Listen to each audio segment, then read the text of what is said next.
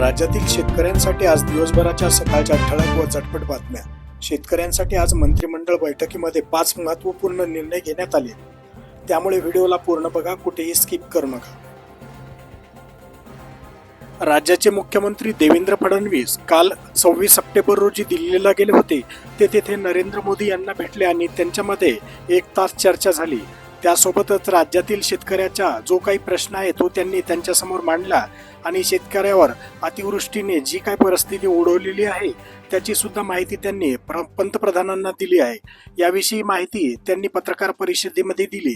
पंतप्रधानांनी राज्यातील शेतकऱ्यांना भरीव मदत देण्याचं आश्वासन देखील दिलेलं आहे। NDRFच्या निकषावर आधारित अतिवृष्टी बाधित शेतकऱ्यांना जास्तीत जास्त मदत देण्याचं आश्वासन नरेंद्र मोदी यांनी दिलं असल्याचं मुख्यमंत्री देवेंद्र फडणवीस यांनी माध्यमाशी बोलताना सांगितलेलं आहे।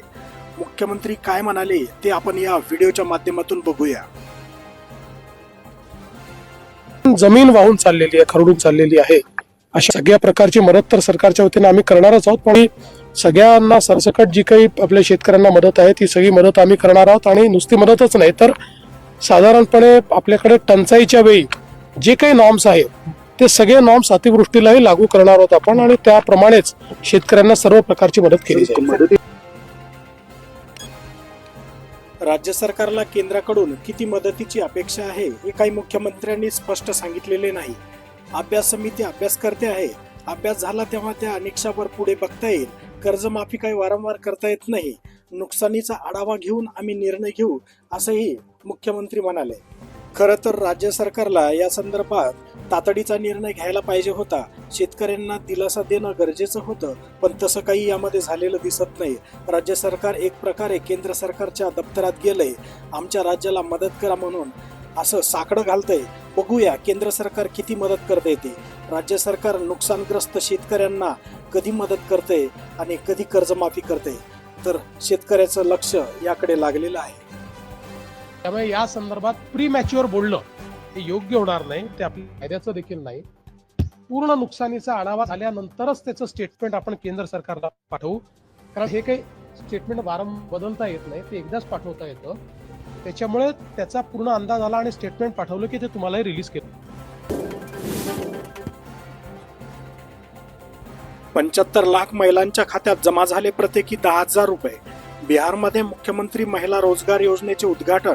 राजद आणि मित्र पक्षाच्या हाती पुन्हा सत्ता न देण्याचे पंतप्रधान नरेंद्र मोदी यांचे आवाहन। राज्य सरकारची मदत पंचनाम्यासाठी ई-पीक पाहणी, नुकसानीचा फोटो आणि ॲग्रीस्टॅग क्रमांक बंधनकारक। 30 सप्टेंबर पर्यंत आहे मुदत।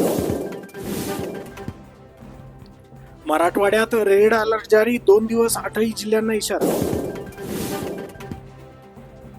सलग अतिवृष्टीमुळे निर्माण झालेल्या पूर परिस्थितीने मराठवाड्यासह विविध जिल्ह्यात कहर केला असून पिकासह माती खरडून निघाल्याने शेती शिवारांना नदीचे रूप आले आहे। सीना नदीच्या महापुराने मोडला विक्रम, 5 दिवसांनंतरही परिसर जलमय। सोलापूर विजयपूर महामार्ग ठप्पच। उपमुख्यमंत्री अजित पवार यांची ग्वाही, उपमुख्यमंत्र्यांचा सोलापूर जिल्हा दौरा। शेतकऱ्यांच्या भल्यासाठी सरकार शक्य होईल तेवढे मदत करणार, एकही शेतकरी मदतीपासून वंचित राहणार नाही, अजित पवार यांचे वक्तव्य। राज्यभरात मुसळधार पावसाने हाहाकार उडवून दिल्यानंतर मुख्यमंत्र्यासह दोन्ही उपमुख्यमंत्री अख्खं मंत्रिमंडळ राज्यभरातल्या शेतकऱ्याच्या शेतावर जाऊन पाहणी करत आहे।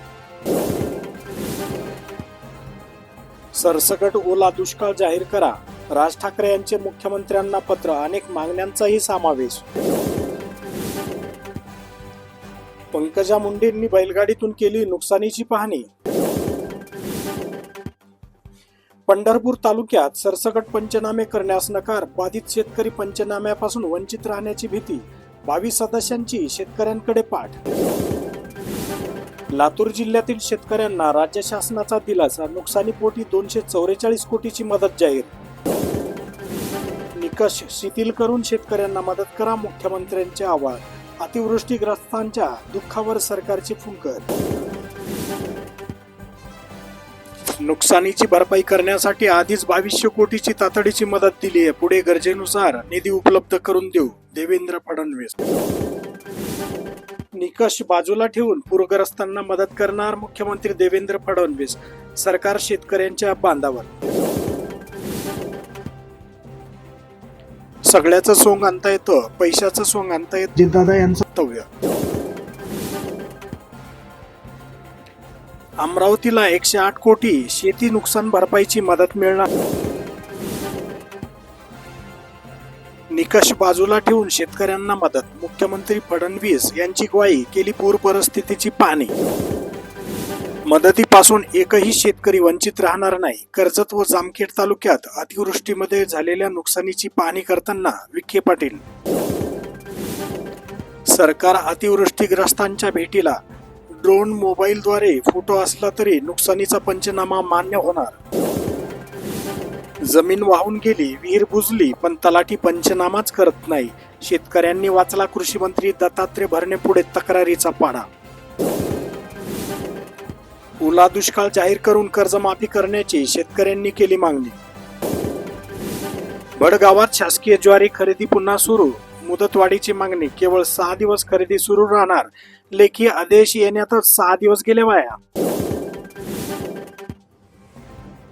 जिल्हा बँकेच्या सभेत शेतकऱ्याची अर्थहाक. सरसकट कर्जमाफी द्या. बंजारा समाजाचा एल्गार मोर्चा. एसटी आरक्षणासह शासकीय सवलतींच्या लाभासाठी जिल्हाधिकारी कार्यालयावर धडक. जिल्ह्यातून मोठ्या संख्येने समाज बांधव मोर्चात सहभागी झाले होते. शहरातील चौकात पाण्यासह केली होती नाश्त्याची सुविधा. 37,000 हेक्टर शेतीची नासाडी. नगर तालुक्यातील 10 मंडळात पावसाने ओलांडली सरासरी. पंचनाम्याचे काम सुरू.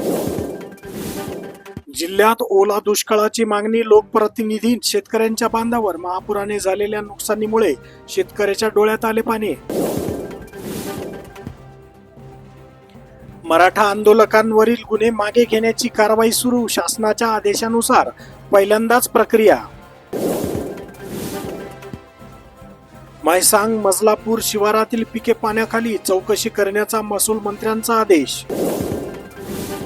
अतिवृष्टी आणि पुराच्या तडाख्यात गेल्या जून महिन्यात अकोला जिल्ह्यातील 4 तालुक्यात पिकाचे नुकसान झालेल्या 6,136 शेतकऱ्यांना नुकसान भरपाई देण्यासाठी शासनाकडून 4,05,10,000 रुपयाची मदत मंजूर करण्यात आली होती. परंतु संबंधित शेतकऱ्याच्या याद्या शासनाच्या पोर्टलवर अपलोड करण्याचे काम अद्याप सुरू असल्याने मदतीची रक्कम अतिवृष्टीग्रस्त शेतकऱ्यांच्या खात्यावर जमा होणार तरी कधी, असा प्रश्नचिन्ह निर्माण होत आहे. अतिवृष्टीग्रस्त भागात मंत्री आणि जिल्हाधिकारी पोहोचले बांधावर. दिवसभर नुकसानीची पाहणी. सर्वतोपरी मदत मिळवून देण्याचे शेतकऱ्यांना आश्वासन. शेतकऱ्याच्या मदतीस कोणतीही टाळाटाळ चालणार नाही. पालकमंत्री मेघना बोर्डीकर. जिंतूर येथील रस्त्यावरील डांबरीकरणाच्या कामासाठी निधी मंजूर. शेतकऱ्यांसाठी महत्वाची बातमी. हिवाळी अधिवेशनात मिळणार कर्जमाफीची मोठी भेट. सरकारकडून हालचालींना वेग. राज्यातील शेतकऱ्यांसाठी आनंदाची बातमी आहे. शेतकऱ्यांना हिवाळी अधिवेशनात कर्जमाफीची मोठी भेट मिळण्याची शक्यता आहे. मांजरा तेरणा नदीच्या संगमावर 12व्या दिवशी ही पूर परिस्थिती कायम. सांडाव्या पाण्यातून पडून कर्मचाऱ्यांचा मृत्यू. भीषण पुरात 7 माकडे गेले वाहून. अशोकरावजी चव्हाण कन्या आमदार विजया पोहोचल्या बांधावर. जालन्यातील शेतकऱ्यांनी साधला पंतप्रधानांशी संवाद. 454 सौर ऊर्जा प्रकल्प लोकार्पण कार्यक्रमात शेतकऱ्यांचा सहभाग. 2.5 लाख हेक्टरवरील पिके पाण्यात. 7 जणांचा मृत्यू. 263 जनावरे दगावली. उद्धव ठाकरे हर्षवर्धन सपकाळ बांधावर. शेतकऱ्यांना अश्रू अनावर. अनेकाचे संसार उघड्यावर. तात्काळ मदत करण्याची गरज. पिवळ्या सोन्याला भाववाढीची प्रतीक्षा. 11,000 खाली घसरले भाव. शेतकरी हवालदिल.